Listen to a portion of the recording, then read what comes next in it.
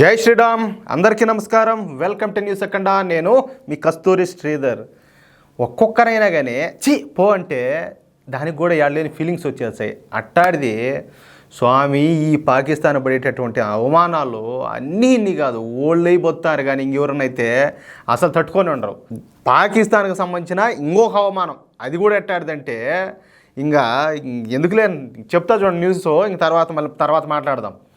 అసలు ఈ భూప్రపంచంలో పాకిస్తాన్ దేశానికి జరుగుతున్న అవమానాలు మరి ఇతర దేశానికి కూడా జరగవంటే జరగవు, దాంట్లో అయితే డౌటేలే. కానీ నేను ఇటు చెప్తా ఉంటే మాత్రం ఇప్పుడు మన వీడియోలు కూడా ఖచ్చితంగా జాతీయవాదులు ఎంతమంది మన వీడియోలు క్రమం తప్పకుండా చూస్తారో చూడరో నాకు తెలియదు, కానీ మనల్ని వ్యతిరేకించే వాళ్ళు ఖచ్చితంగా కొంతమంది ఉంటారు. వాళ్ళు ప్రతి వీడియో ప్రతి మాట ఫుల్ లెంత్ వీడియో చూస్తారు, దీంట్లో మాత్రం డౌటేలే. ఇప్పుడు కూడా ఈ వీడియో కూడా చూస్తూ ఉంటారు. వాళ్ళకు మాత్రం కాయలు అట్నే గుల ఉడుకుతూ ఉంటాయి, అట్నే గులాబ్ జాములు అన్నీ కూడా. పాకిస్తాన్ ఒక తీవ్రవాద దేశంగా ముద్రపడిన సంగతి మనకందరికి కూడా తెలిసిందే. పాకిస్తాన్లో లష్కరే తోయిబా, హిజ్బుల్ ముజాహిద్దీను, జైషే మహమ్మద్, ఆల్ బదరు, కాశ్మీరీ టైగర్సు, తెహ్రీకే తాలిబాన్లు, ఆల్ ఖైదా వంటి ఎన్నో తీవ్రవాద సంస్థలకు పాకిస్తాన్ పుట్టినిలు. చూడండి ఎంత దరిద్రపు బతుకులో, ఎంత దరిద్రపు జన్మలో. అటువంటి తీవ్రవాద దేశమైనటువంటి పాకిస్తాన్ను ఇప్పటికే సౌదీ అరేబియా అయితే చీకొట్టింది. తెలుసు కదా, మొన్న అయితే దీనికి సంబంధించిన వీడియోలు కూడా చేసిన.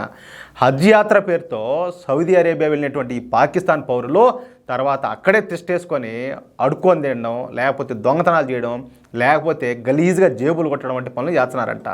దీంతో ఇప్పటికే ఏంటంటే సౌదీ అరేబియా పాకిస్తాన్కు స్ట్రాంగ్ వార్నింగ్ ఇచ్చింది. అంతేకాకుండా పాకిస్తాన్ నుంచి హజ్ యాత్రకు వచ్చే వారి సంఖ్యను 1,00,000 నుంచి 20,000కు తగ్గించేసింది. దాన్ని బట్టి మీరు అర్థం చేసుకోండి వాళ్ళ దృష్టిలో వీళ్ళు ఏ స్థాయిలో ఉండారా అనేది. ఇక ఇప్పుడు ఇరాక్ వంతు వచ్చింది. ఇరాక్ అంటే మీకు అందరికీ తెలుసు కదా. అసలు ఇరాక్ అనే దేశం ఇప్పటికే సర్వనాశనం అయిపోయింది. అమెరికా మూలంగా ఏంటంటే ఇరాక్ దేశం పూర్తిగా ధ్వంసం అయిపోయింది. ఆర్థికంగా కూడా పూర్తిగా చితికిపోయింది. అంటే వాళ్ళు కూడా చాలా కష్టాల్లో ఉన్నారు. ఈ ప్రపంచంలోని అత్యంత భయంకరమైన దేశాల లిస్టులో మొదటి వరుసలో అయితే ఇరాక్ కూడా ఉండాలి. కానీ ఏంటంటే వాళ్ళు ఎన్ని కష్టాల్లో ఉన్నా కానీ వాళ్ళ బతికేదో వాళ్ళు బతుతారు, వాళ్ళు ఈడ్చుకుంటా పోతారు. వీళ్ళు పెద్దగా ఈ మధ్యకాలంలో న్యూస్లకు కూడా రాలా. ఏది తీవ్రవాదం విషయంలో కావచ్చు, ఆకలి విషయంలో కావచ్చు, ఇంకేదైనా కావచ్చు, వాళ్ళ బతికేదో వాళ్ళ కష్టాలు ఏదో వాళ్ళు మునిగి తేల్తారా.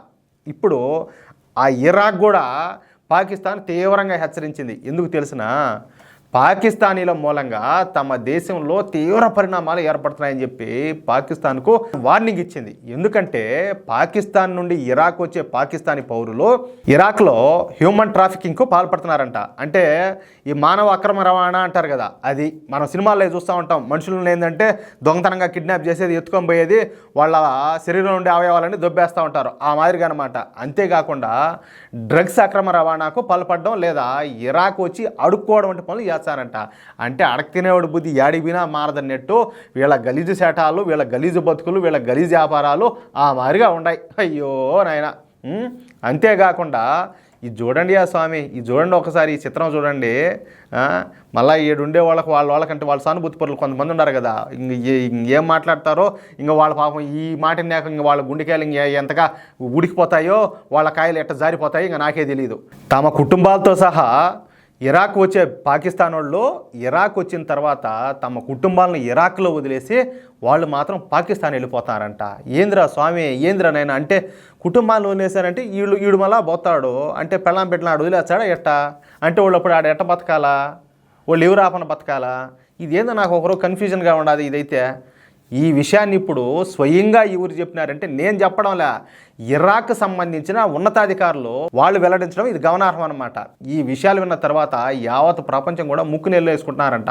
అంతే కదా, ఈళ్ళు పోయేది ఏంది, పెళ్ళాం పెట్టిన ఆడ వదిలేసి వచ్చేది ఏంది అంటే వాళ్ళు మీరు ఎట్టో మీ బతుకులు మీరు బతకండి, అడుక్కొని బుడుకొని ఏదో ఒక మరి బతకమని చెప్పి వీళ్ళ ఉద్దేశం. అటు వాళ్ళకి ఇంకెందుకు రా స్వామి పెళ్ళాం పెట్టలు మీరు అటు వాళ్ళందరికీనో తమ కుటుంబాలను వేరే తీసుకుని వచ్చి వదిలేసి వెళ్ళిపోతారు ఈ పాకిస్తానీ గాళ్ళు, ఈ పాకీగాళ్ళు. ఈ విషయాలను తెలుసుకున్న తర్వాత అందరూ కూడా ఏంటంటే ఈ పాకిస్తాన్ వాళ్ళు అయితే చీకొడతారు ప్రపంచవ్యాప్తంగా. ప్రపంచవ్యాప్తంగా సర్వత్రా ఏంటంటే ఈ విషయం పైన పాకిస్తాన్ తీవ్ర విమర్శలను ఎదుర్కొంటుంది. లేకపోతే ఇంత గలీజ్ పనులు ఎవడు చేస్తాడో, ఆఖరికి పశువులు కూడా వాటి బిడ్డలను అవి వదులుకోవే, వాటి తోడును వాటి బిడ్డలను అవి వదులుకోవు. ఇప్పుడు కోతులను అవి వదిలిపెడతాయా, లేకపోతే గొర్రెలను అవి వదిలిపెడతాయా? పశువులు కూడా వదిలిపెట్టవే. ఇంకా పశువుల కంటే ఇంకా కాదు, పశువుల కంటే అద్మానంగా తయారైపోయినారు ఈ పాకిస్తాన్ వాళ్ళ. ఇటాటోళ్ళు కాశ్మీర్ కావాలనడము, లేకపోతే భారత్లో వచ్చి ఏడేదో మానవ సృష్టించాలనుకోవడము, భారత మీద దాడులు చేయాలనుకోవడం, దానికి ఏడుండే కొంతమంది ఏంటంటే వాళ్ళకి జిందాబాదులు కొట్టడం, వాళ్ళని నెత్తిన పెట్టుకొని ఊరేగడం. మీ సిగ్గుజాడా ఎందుకురా మీ అట్టాడు బతుకులా? ఇంత లంగా వ్యాపారాలు చేసేవాళ్ళకి మీకెందుకురా స్వామి రోసాలు పాసాలు? ఈ వీడియోపై మీ యొక్క అమూల్యమైన అభిప్రాయాలు కూడా దయచేసి ప్రతి ఒక్కరు కూడా ఖచ్చితంగా కామెంట్ రూపంలో తెలియజేయాలని చెప్పి కోరుకుంటూ, అలాగే ఈ వీడియో నచ్చితే నాకు తెలుసు మీ అందరికి ఈ వీడియో నచ్చుతుంది. మీరందరూ ఈ వీడియోని లైక్ చేయడంతో పాటు దయచేసి ప్రతి ఒక్కరు కూడా ఈ వీడియోని 10 మందికి ఇలా గొప్పదనం ఎట్టాడదో మన వాళ్ళకి అందరికీ తెలియాలా. కాబట్టి ఈ వీడియోని అందరికీ షేర్ చేయండి. అలాగే ఇంతవరకు ఈ వీడియో చూసేటువంటి మహానుభావులు ఎవరైనా కూడా మన ఛానల్ సబ్స్క్రైబ్ చేసుకోకపోతే దయచేసి ప్రతి ఒక్కరు కూడా మన న్యూస్ అఖండ ఛానల్ సబ్స్క్రైబ్ చేసుకోండి. ప్లీజ్ సపోర్ట్ చేయండి. జై శ్రీరామ్.